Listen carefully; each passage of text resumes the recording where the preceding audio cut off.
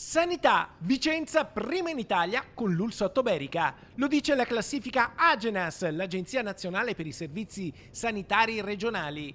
I migliori livelli di performance in Italia nel 2023 sono quelli dell'azienda sociosanitaria Berica. Seguono ATS Bergamo e ancora una veneta, l'ULSS 6 Euganea. Questo è il podio, poi c'è l'ULSS 1 Dolomiti.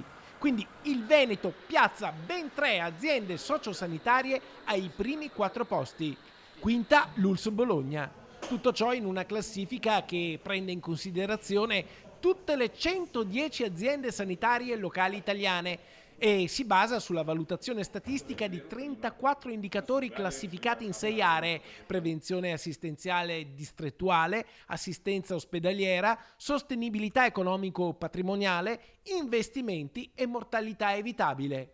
È con grande soddisfazione che oggi tutta l'azienda ha appreso la valutazione effettuata da Agenas su una quarantina di indicatori di attività che ha visto l'azienda ULSS Ottoberica in testa dal punto di vista della classifica generale proprio a livello nazionale.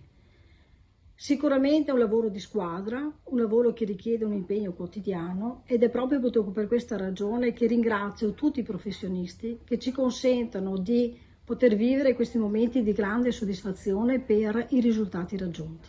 Nel 2023 in Italia, con questa classifica, sono 30 le aziende sociosanitarie promosse, 53 quelle che raggiungono la sufficienza e 27 le bocciate. Ma guardando i primi posti, quindi le eccellenze, balza subito all'occhio che si contano ben 3 ULSS venete nelle prime 4 posizioni a livello nazionale: Vicenza, Padova e Belluno, con l'ULSS Ottoberica al primo posto assoluto e quindi con i migliori livelli di performance sanitaria.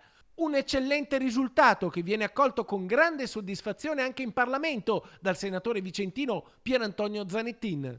Da vicentino accolgo questa notizia con grande orgoglio.